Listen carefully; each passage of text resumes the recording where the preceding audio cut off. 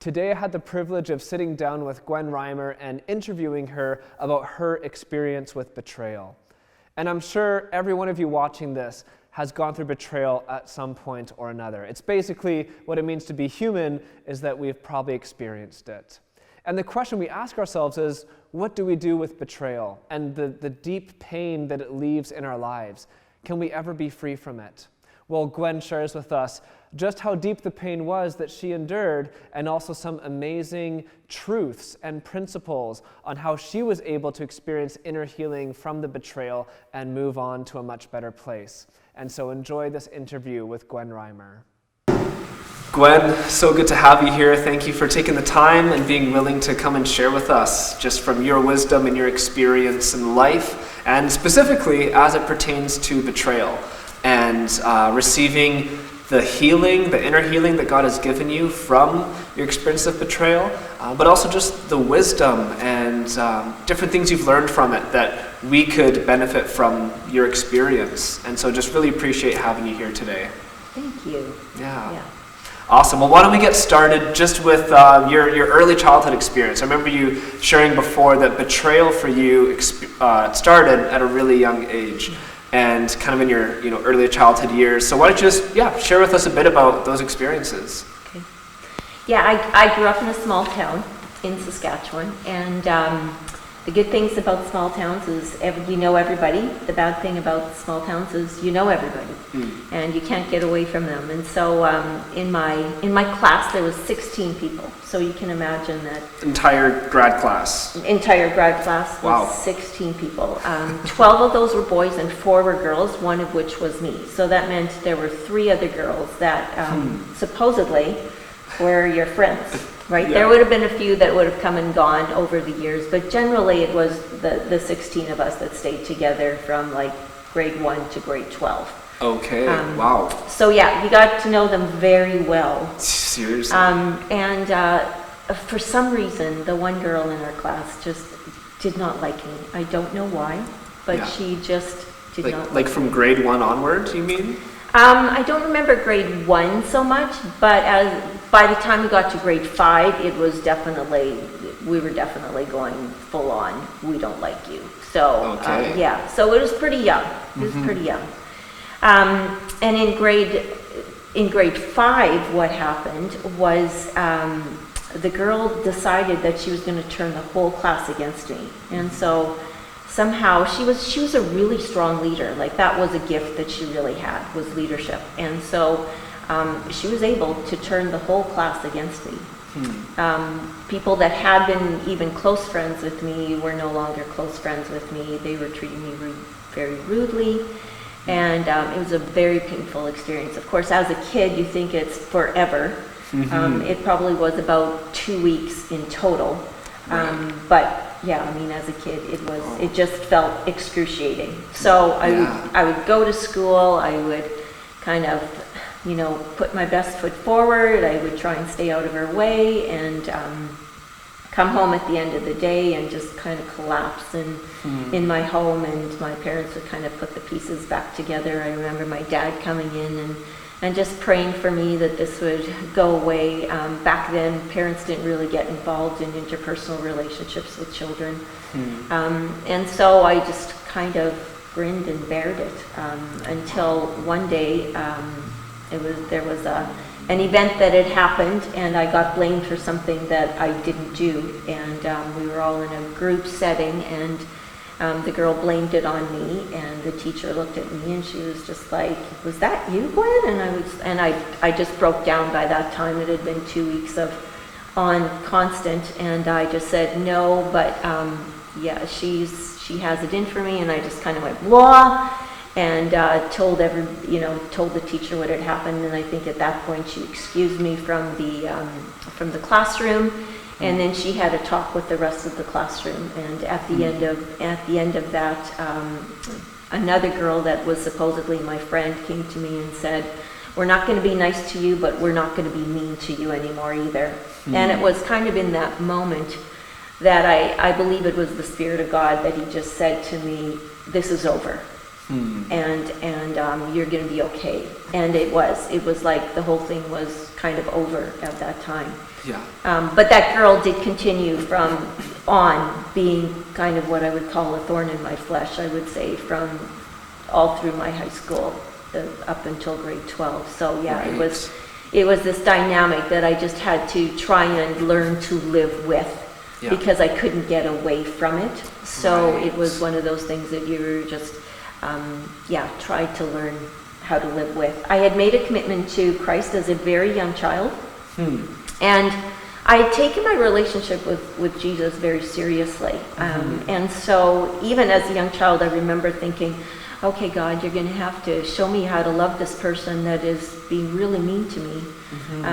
But I did take that very seriously, and that's when my father would come into the room and we would pray about it, and he would, I would try and figure out, we would try and talk about how we could deal with the situation and how I could also be kind to her in the midst of this. So, very, very painful experience as a young child, and then really continuously. So it was like that thing that just kind of followed me through, I guess, pretty much 15 years of my life. So, right. Yeah. And what was that experience like when you had your friends, someone who you thought was in your corner, kind of pick sides and end up kind of turning on you and going with this other girl who was trying to, slander your name? Yeah, and it wouldn't have only been the girl, it would have been the boys too, because I was very good friends with the boys. So it would have been, all of them that would have been involved in that too. It was very, disappointing. And I think, there's these pathways that get created in your brain and in your mind, and Satan goes to them to create these pathways then to tell you false ideas of who you are. And so I think one of the things that came from that was, well, you can't really trust anyone. You're on your own here. Yeah. And, other than the teacher that stepped in, I was totally on my own to navigate it. Yeah. And so that'd be one of the messages that would have stayed in there and probably can still come up, even after years, is just, you're on your own, and if you've got to figure this out, and it's just, it's you against the world kind of thing. So that would be one of the things that would have happened during that time. And that would be one of the long-term impacts of betrayal. Like, so many of us in different ways have experienced people betraying us, people that we thought we could trust, we thought maybe loved us or cared about us, forsaking us, or choosing someone else's side over us for bad reasons, whatever. And that long-standing lie in our mind is, you can't trust anyone, no one's really going to care about you, everyone at some point is going to leave you, you just got to be on your own, figure it out yourself. For yourself, even experiencing that as a child, what would you say some of the long-standing impacts of those relationships and that being betrayed left on you? Yeah, that in addition to that, I think, and there's some that I think still come up. There was a few years ago, I was in a group, and a life group, and a friend of mine said, well, I just expect everybody to like me. And at that moment, I just went, wait a minute, I don't expect people to like me. And I think it went back to then, right? And it was all of a sudden, like, the light went on, and I went, wow, like, normal people actually expect people to like them, and I actually am expecting people to not like me. So I think that would be one ramification that came from that. Right. So I think that was a negative. I think another one was learning to just keep my opinions and my thoughts to myself, not voice them, because I knew that my mode of operation was to put my head down, stay to myself, because if I did that, I wouldn't be ridiculed, I wouldn't be, I would just stay out of the way of this girl. So it was very much stay to myself for that. And I think another one would be just you're not worthy of friends. That was another one. And when we come to some of the other things in my story, that also would have played out as well. Right. And then there were positives too. Like there's never only negatives that come from situations like this. God uses these things to build character into our lives. So one of the things that came from it was that God became my best friend because I needed a friend. Yeah. And everybody else seemed to be so fickle. Yeah. And so it was like me and God, we're going into school together, you know. And so I think that was a positive thing that came out from it. Another positive thing that came from it, I think, was that I became to a certain degree independent. And so even looking at the 6 years that my husband was on the road with the conference and I was alone, if I had not been able to be an independent person, that probably would have been even more hard than it was. But, right. So some of those things, I was independent, I was motivated, it made me motivated. And I think the flip side of that was that I felt like if I couldn't be loved for who I was, I would be loved for what I did. And so I became extremely active in everything. I was never, I wouldn't say I'm ever great at anything, but I can do a lot of things well. And so I just did a lot of things. And so the good side of that is that you're motivated.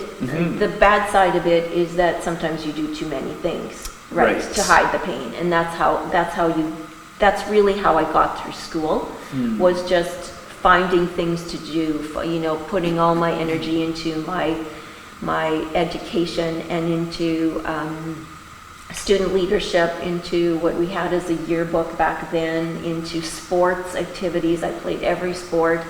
And so I got a lot of awards as a result of it, because I just was doing everything. And that's how I felt good about myself. It was, I'll work on the things that I can control. This I can't control. I'm going to work on everything I can control to feel good about myself. So it's always that double-edged sword, right? And that's so common, I think, for so many people, that we do good things, we get involved in, whether it's like volunteering or sports or fun things, benevolent things, whatever.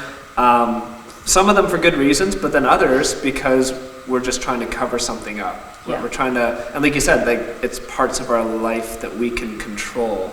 And so we focus on those areas of control to the neglect of those kind of deeper wounds that come out at some point in our lives. I think that I can definitely relate to that. And I'm sure a lot of people listening can as well. It's in the church, we see people volunteer in 6, 7, 8 different things. It's like, okay, that's good, and we applaud that, but then is there something else maybe going on behind? Well, thanks for sharing all that, Gwen. So you had those childhood experiences, and then as your timeline goes on, you shared with me growing older that you also had some experience of betrayal in romantic relationships, which a lot of young people in general definitely go through that. But there's, I think, a certain depth to yours that can really speak to a lot of people's experiences as well in betrayal. And so why don't you share a bit about kind of how that came about and maybe, some of the aftermath of that. So, that was all going on in the background of my life, like pretty much constantly. And I got to grade 12, and a new guy came to town. And fresh meat, exactly. And we started dating fairly quickly after he came into town. And that was all good. And then there was one night, because of where we lived, often people would drive into Saskatoon from my small town to go out for pizza or whatever, and it usually was after church on a Sunday night. And this one Sunday, I just happened to be sick. Well, I should precurse that a little bit with growing up at the grade ahead of me had a lot of girls in it, and so as a result of the relationships in my grade. I actually went to the grade ahead of me for a lot of relationships, girlfriends, or the grade behind me to look for friends as well. So one of my very, very good friends she was a grade ahead of me, so she went off to Bible college when I was in grade 12. So she was gone, and I realized that there was going to be this void in my life, and I needed to find another friend to make it through grade 12, or I was going to be in big trouble. So during that summer, I made friends with a girl in the younger grade. And in fact, our family took her on a vacation with us, and we came back and got school going, and everything was going great. I was dating this guy. Well, come this Sunday night, I was sick, and my mom and dad said, no, I could not go into Saskatoon and go for pizza. So he took my friend. And the next day he came to school, broke up with me, and started dating her. So I was like, you've got to be kidding me. I was just, I didn't even know what to do with it. I was appalled. And I think to make matters worse, what happened in the course of that relationship, now I felt so betrayed by her. It actually pushed her into the arms of that other girl that was also being very rude to me. And so it was kind of like a double whammy now. Yeah. I was totally by myself, other than some of the guys that were still my friends in my class. But that made for a very, very difficult grade 12 year, because it happened at pretty much the beginning of it. And it looked like it was going to be a great year. Yes. New friends to replace one that just left. Exactly. New boyfriend who you're happy with, and then those two people who you could rely on. Gone. Betrayed. Yeah. Wow. So that was really, really painful. And then I graduated, and I pretty much left my hometown, which, to be totally honest, I was pretty happy to do at that point. Don't blame you. And I went to Bible college that fall. And so I did 3 years, and that was a really healing experience for me, because I met friends, and I met people that were of the same mindset that I was. They loved God, they loved to have fun, and I was like, maybe I can make friends. Maybe people are actually going to like me, and because they actually do. So I had these 15 years of feeling like nobody liked me, and then went to Bible college, and all of a sudden here I was making these amazing friends, who to this day are still my friends. Wow. So that was a really healing place for me, and God did a really neat work in my heart to just heal some of those places that had been pretty damaged. So anyways, over the course of the time there, in addition, now I was also at the same Bible college as my friend that was the year older than me. So we rekindled that relationship and got really tight during that year, and then she left for the following year. So I was in Bible college for 3 years. I originally was going to go 2 years and get my diploma, and then I decided to go for the 3rd year. And I met another guy there. And he was a couple of years ahead of me, so he had graduated, and he went on a 1-year mission team. And it just so happened that my best friend also went on this mission team. So at the beginning of that, having known what had happened in high school, having lived through that, I was a little bit sketched out by this, going, okay, I don't know how I feel about this. Sounds like some PTSD. Yeah, there was a little bit of PTSD. And there had been a few moments, too, where this friend had just made some comments that I was like, I don't know if I trust you. But I remember very specifically saying to myself, you know, if you can't trust your boyfriend and you can't trust your best friend, who can you trust? And so it was really an act of the will to just choose to trust them when they were going into this situation, right? So it was the kind of mission. They did 4 months in Canada, 4 months overseas, and then 4 months back in Canada. So it was a year-long thing. So they did the 4 months in Canada. They did the 4 months overseas. He came back and asked to marry me. So I was like, what? I didn't have to worry about anything. This is great. There you go. There you go. And when he was in Canada, did you guys still have conversation? Were you still near each other? No, we weren't not near each other. Oh, okay. No. But still like phone calls and... Phone calls, a lot of letters. There was a lot of letters back then. Not some phone calls, but a lot of letters. Yeah. Yeah. That's sweet. Yeah, I know. I feel so old.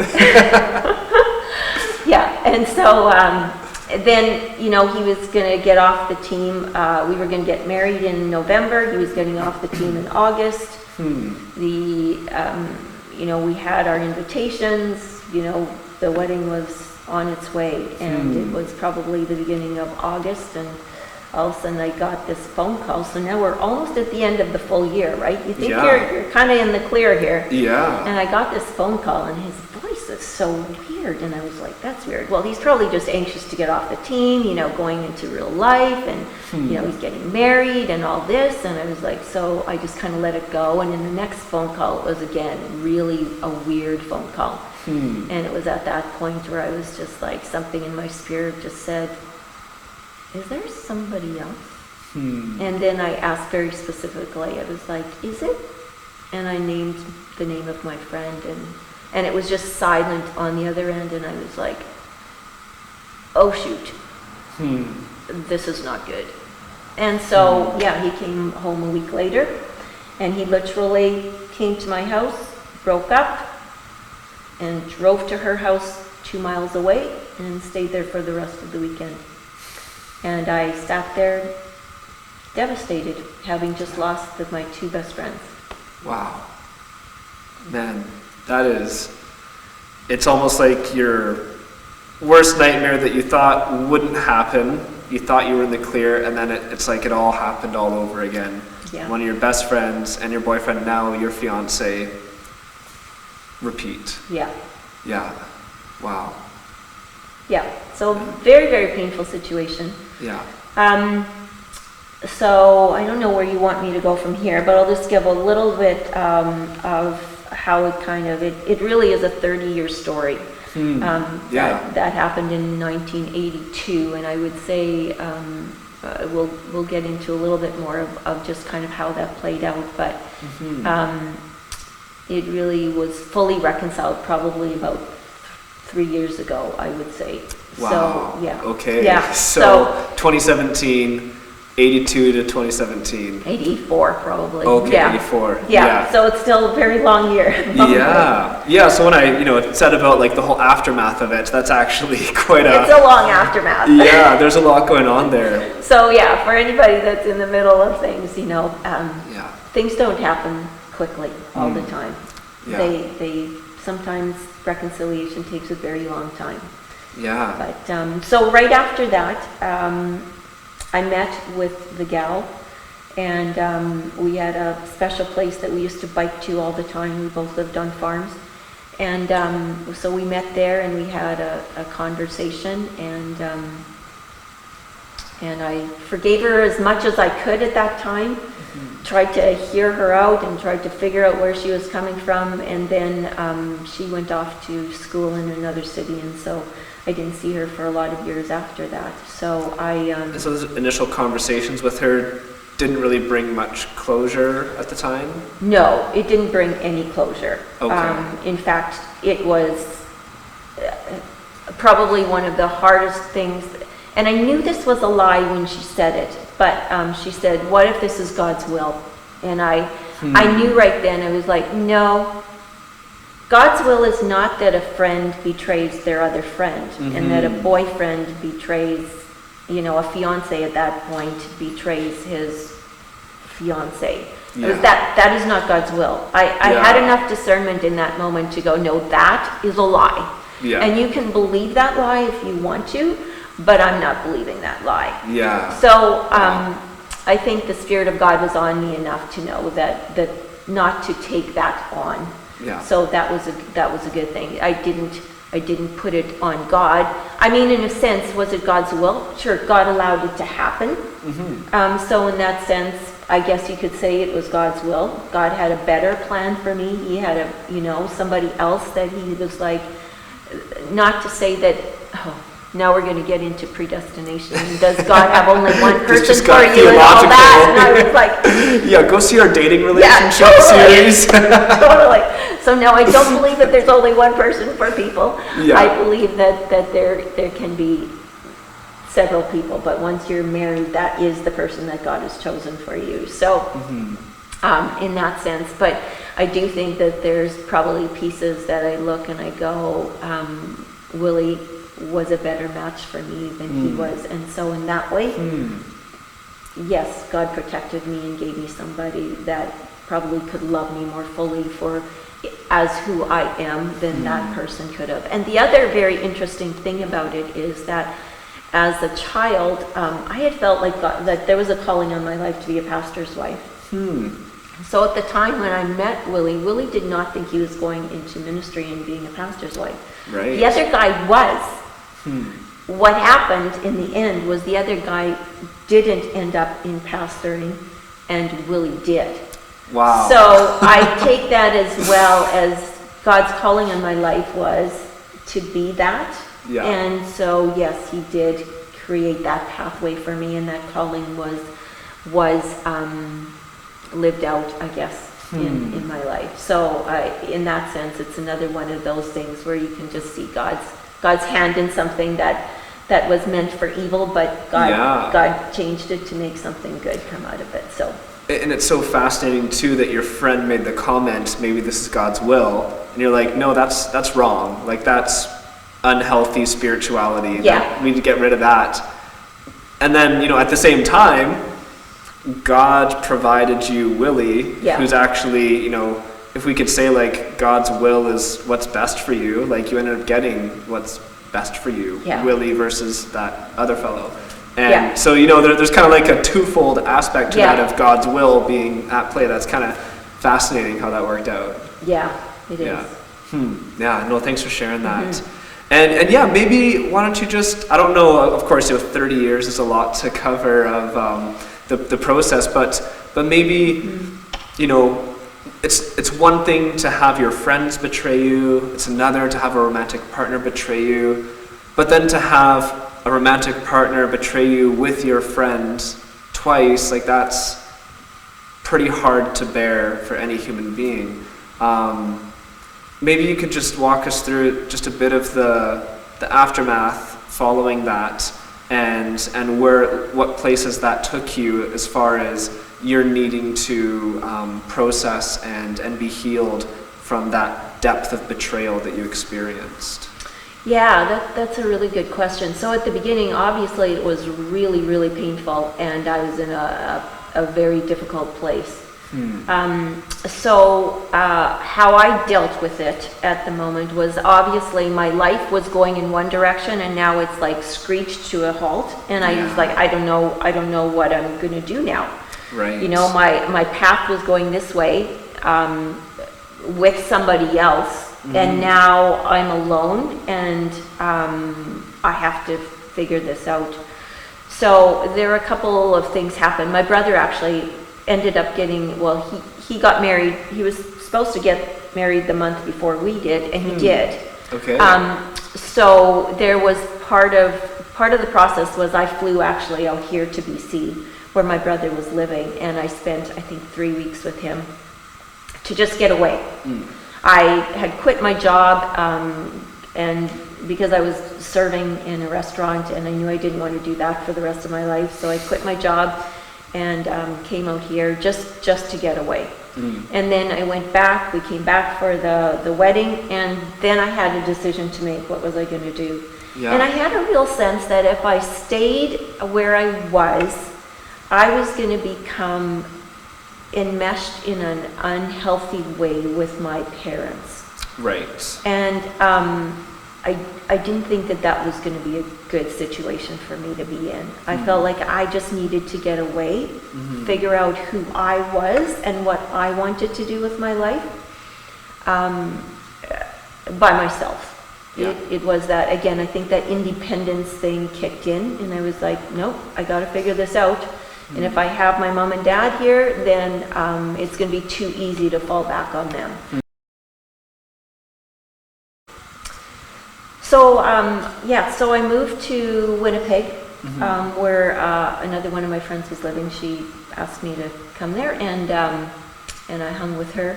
And I think that's a big part of going through anything like this, is you really need community to walk alongside of you. Wow. And so for anybody that is in this situation, just make sure you've got good people around you to be able to really lean on heavily, because you're going to need them for a while, not forever. And I think that's the hope, that you can come out of it with, that this isn't forever. It's not forever. Yeah. It feels like it's forever when you're in it, but it's not forever. Yeah. There is hope out there. And even that independent spirit that you had wasn't quite enough to pull you through that depth of pain. Yeah.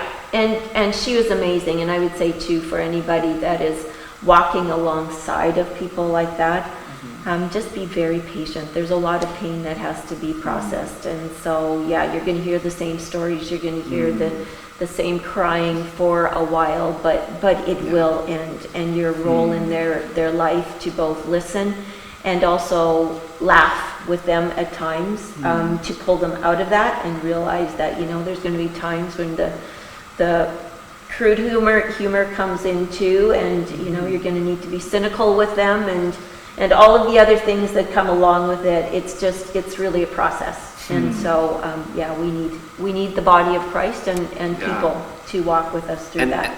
Kind of by the sounds of it, and to just be real. Oh, totally. Like if someone is making some crude jokes or being cynical about the situation, instead of us being overly religious and like, whoa, let's not. It's like, actually, that's almost an outworking of the pain that just needs to kind of come out.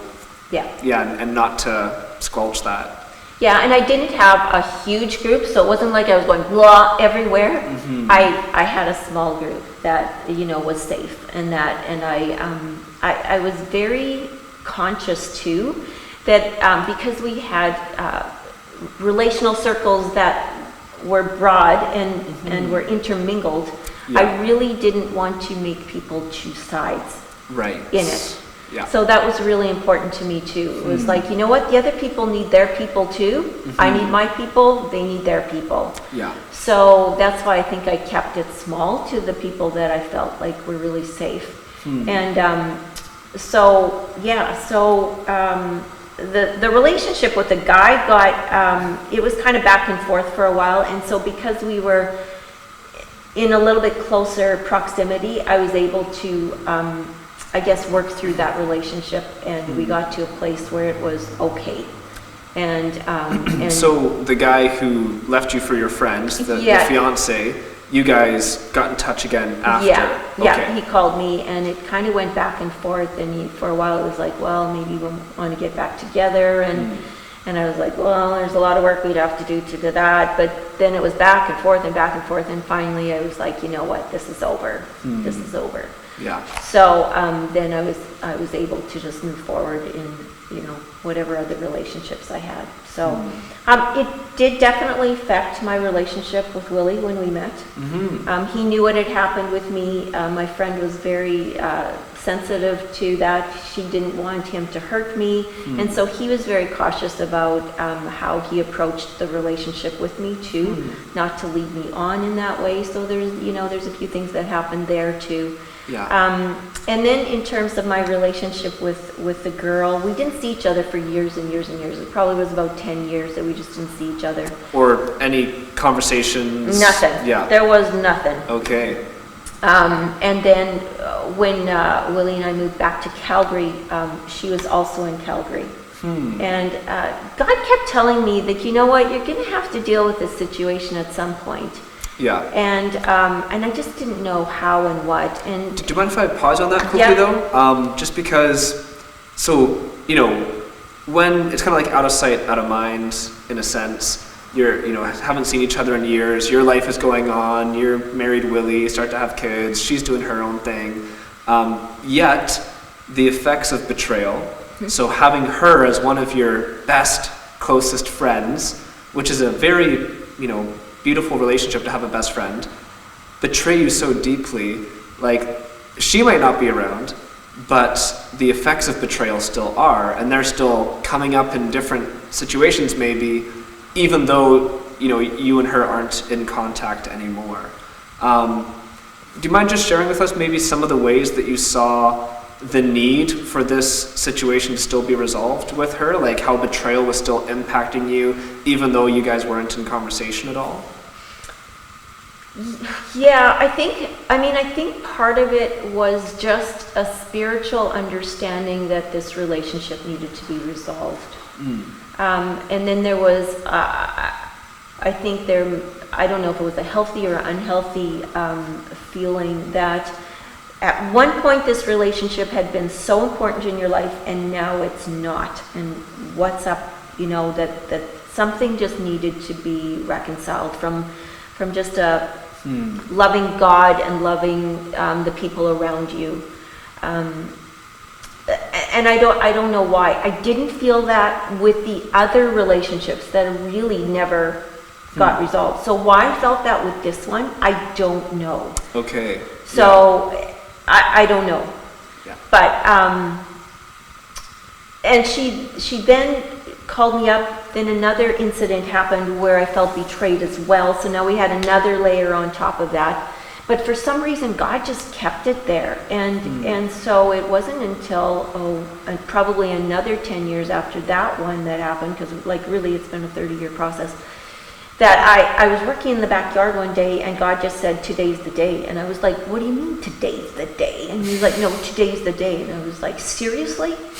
So I went inside, and I do believe that this was God's hand on it as well, is our youngest son was there. And it wasn't that we had talked about this incident that much at all. And I just said to him, "Matt, I need to do something tonight. And is it okay if you stay alone at home?" And he was like, "You're going to go see your friend, aren't you?" And I was like, and it was like that confirmation of God that this was God speaking, because there was no way he should know this. Right. Willie was out of town on a retreat. He wasn't even home. I literally had been working in the backyard. I didn't get showered. I was dirty and yucky, and I got into my car. You can see how long ago this was, because it still was phone books, but I did have a cell phone. Drove to the other end of town, hour away, sat in a cul-de-sac, called the first number that I thought was theirs, and they were like, "No, you got the wrong person." I was like, "Yes, I don't have to do this." And then God was like, "Not so fast, try again." So I called another one, and she was like, I just said, "Hey, this is Gwen. I'm 5 minutes from your house. Do you have time to talk?" And she was like, "Yeah, sure." So we got in, and all I did was just say, "You know what? I forgive you." And then I proceeded to tell her the impact that her actions had had on my life. And how her actions had made me feel like I couldn't trust other friends, and that I was not worthy of being a friend. And it was interesting, because I think one of the reasons that I went without showering or anything was that I was like, I have nothing to prove to you. I am God's child. He delights in me. He loves me. Yeah. Wow. None of this had anything. I don't know even how to explain it. It was just such a freeing thing that I just got nothing to prove. I am God's child, and ultimately that's what matters the most. Wow. So it was a very profound in that way. Yeah. So that was the end of that. And then I would say another 10 years passed, and she called me up, and she wanted to talk to me. And at that point, then she apologized to me. Wow. And so we came full circle at that point, and just found out that, some very difficult things had been going on in her life at home that I had never known about, which had just made her, kind of spin out of control, and she owned her part in it. And so, yeah. And then there was another, we got together another time, like a couple of years later, and she wanted to ask me a few questions about growing up, and And it was at that point that I was like, you know what, this is resolved. It's resolved. Like, I don't need you to be my friend, but this is done. It no longer has any hold on my life whatsoever. Yeah. And so That's was huge. Yeah, but that was 30 years. So like, Right. like, yeah. It wasn't 3 conversations. No, It was no. like decades Yeah. process. Yeah. Yeah. Wow. Thank you so much for sharing that. Yeah. And yeah, kind of jumping back to that whole question of, you know, in those spaces between, like in the 10 years where you don't see each other, you don't talk to each other, there isn't that closure yet. Right. You're still dealing with the effects of betrayal. What sort of advice or wisdom could you share with us in how you worked through some of that? You know, whether you want to share like what the specific things were that you worked through, or just some tools, just because I think a lot of people are in that place where they can't force reconciliation, but the pain is still there. Yeah. So what do we do about that? Well, one of the big things that happened was right at the beginning. I remember I was sitting alone at home in the depths of my pain, and I sat down at my piano and I sang the song, I Surrender All. All to Jesus, I surrender. All to Him, I freely give. Right? And I just sat down and I was like, hey God, you've got it. Like, you've got it. And I think in that place, I just gave up control. Things that it had been this thing of trying to control my life and not make bad things happen, and yet something bad still happened. Yeah. And so it was that moment where I just gave God control. So I think that was a piece of it. Wow. That was a big piece of it early on. Did you sense any sort of release? Yes. Okay, so Yes. there was kind of a more profound spiritual experience in that. Yeah. So I think that was a big one. I'm trying to think what other things. I think if I would be talking about it, I in retrospect, I would go talking to somebody is just to understand that when you're in the midst of it, it is really hard, and to be able to acknowledge that, that how deep your pain is, and not to feel bad about that pain. I think sometimes we want the pain to go away. Yeah. But that pain was there because I cared very deeply about these people in my life. And you know what? God wanted me to care very deeply about those people in my life. Yeah. And so that pain wasn't bad. It wasn't wrong. It was real, and it was intense, and it was hard because I loved them. And wow, so that's beautiful. I think to just sit in that and have people understand, like, don't try and get rid of it really fast. It will go away. But in the moment, there's a beauty in that, to understand that you were capable of loving somebody. And even, I think one of the comments that the father of my friend had made was, to my parents was, well, Gwen just trusted too easily. And I remember thinking, no, I didn't. I needed to trust those people. I should have trusted those people. You should be able to trust your best friend and your boyfriend. They should have been trustworthy. Yeah. Right? So a lot of those things, those conversations, and just being able to process some of that stuff and not take on stuff that's not yours.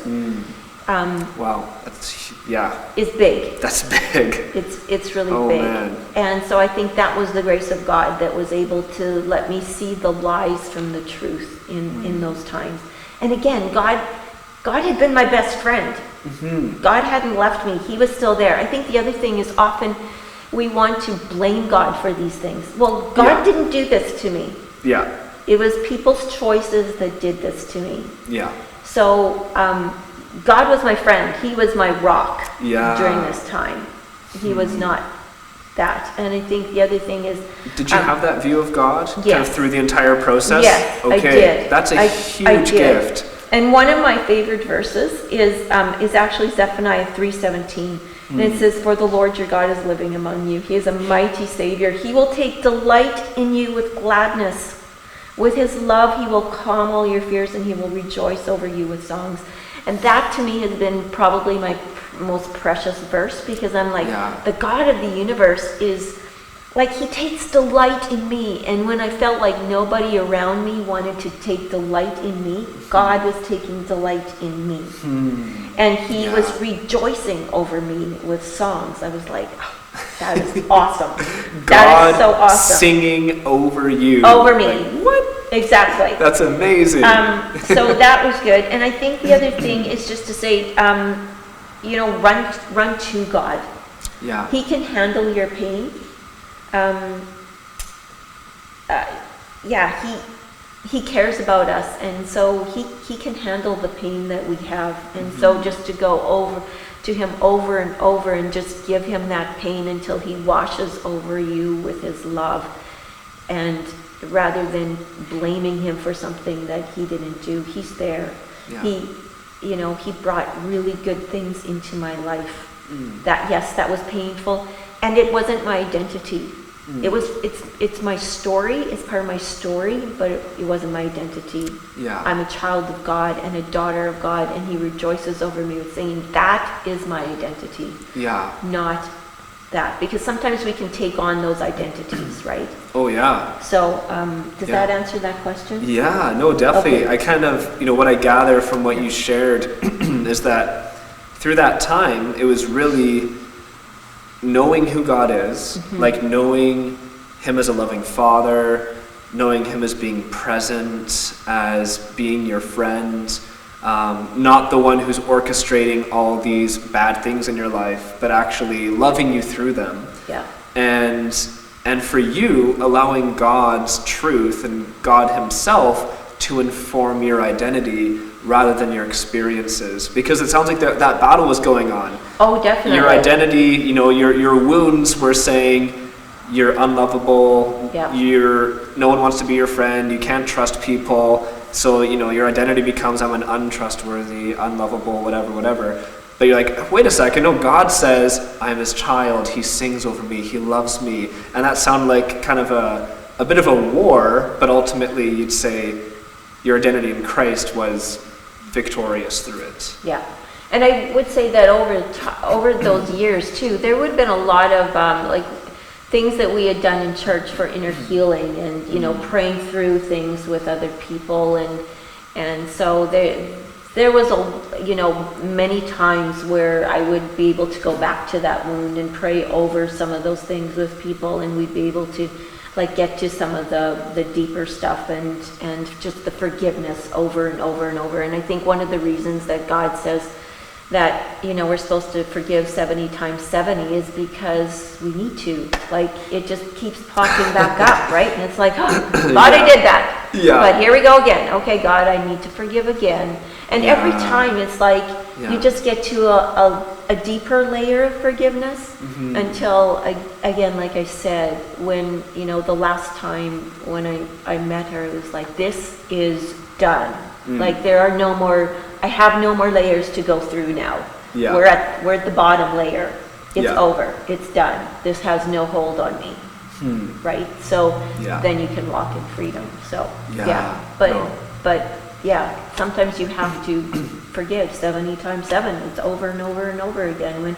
And I think it's those moments when those triggers happen inside of you and you go, oh, why did I respond that way to whatever, the comment or something that happened, and you go, oh, it's because of this and this and this and this, and then you have to forgive again. Yeah. Right? That's just part of the becoming more like Christ, and we deal with those things really all through our lives, but those events will keep happening in our lives where all of a sudden we come face to face with something and we go, oh, that's kind of ugly in my life. Yeah, I guess we should deal with that. Yeah. And then, if you go back, you can see where it comes from. Yeah. And then you deal with it again. That actually leads us beautifully to my last question I have for you is, for people who are currently, coming up against, maybe for the first time, maybe for a long time, the same betrayal, the same experience of deep pain, but they kind of keep reliving it, the memories, the feelings that keeps coming up, the triggers that you don't even realize are related, but it just keeps coming up. what would be your encouragement for those people, and how can our relationship with God impact that positively, or begin to help heal us or take care of that recurring struggle? Right. Well, the first thing is don't deny it.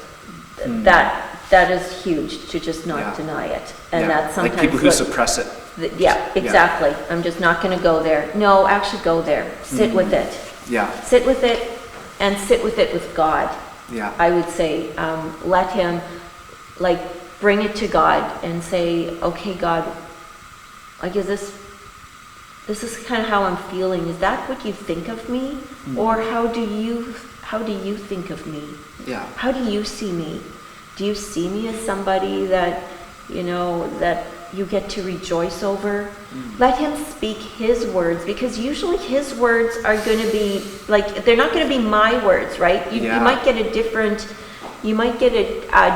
verse that is going to speak more profoundly to your heart than any verse that I give you. That's because amazing. His word is so specific to your life and your pain. He cares that much about you. Yeah. So that would be my first thing. That's so good. Like, I just want to even park there for a second. There's so much talk about, like, kind of like self-help, faith, or personal declarations. Like, it's good to say, I am beautiful, I am lovable. Like, it's good to say those things over yourself.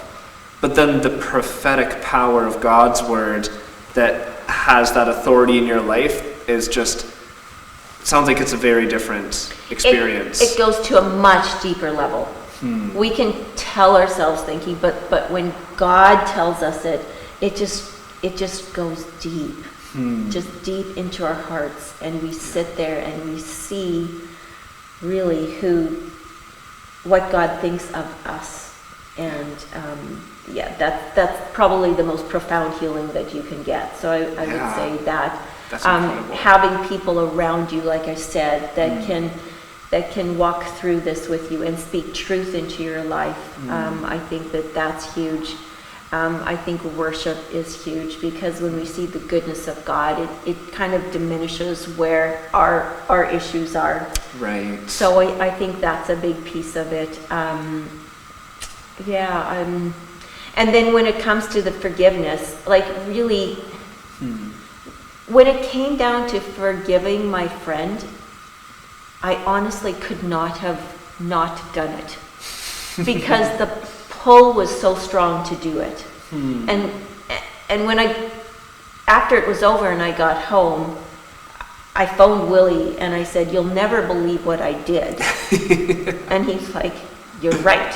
Yeah. Not in a million years would I believe that you did that tonight, because he had no clue about any of it, right? And that was 20 years in the making at that point. It was 20 years in the making, and I hadn't talked to him about it at all, but God just propelled me to go and do this. So in that sense, I think sometimes when the time is right, God just kind of makes it happen. And there's a freedom that comes to that. And maybe some people would say, oh, I've got to do it. And maybe I could have done it earlier. I don't know if it would have been as deep and as profound. It might have been more just kind of a religious obligation. Exactly. Yeah. Exactly. And hopefully for some people it could happen sooner. But I think the distance between us two was a big factor. Right. And it said we just weren't around each other. Yeah. So but also just like, don't rush the process. Don't rush the process. Yeah. This has been so rich and so deep, Gwen. Thank you so much for what you shared, both about the pain that you've been through, but then just the profound life lessons and wisdom that have come out of it. Because we all got our own crap. It all just pops up in different ways. But the things that you shared about identity and forgiveness and God's truth in your relationship with God, and just how practical yet profoundly spiritual, like, those are amazing takeaways. Any closing comments you'd have for any people out there who are stuck in a place of deep hurt that you just want to share as we close? I would just say, don't give up hope. Like, God is a God of hope, and it's going to get better. It's hard, but it is going to get better. And he has a beautiful future for you. Like, beautiful future for you, even if you can't see it now and don't see it. And yeah, I'm totally open to talking to people too, if they want to call me, if they're in a situation where they are, you know, in pain and they want to talk about it more. I'd be totally fine with that. Fantastic, thank you. Yeah, and for those of you watching, if you want to take Gwen up on that, feel free to send me an email and I can set you guys up. But Gwen, thank you again for taking your time. Really appreciate it. You're welcome. Awesome. Good.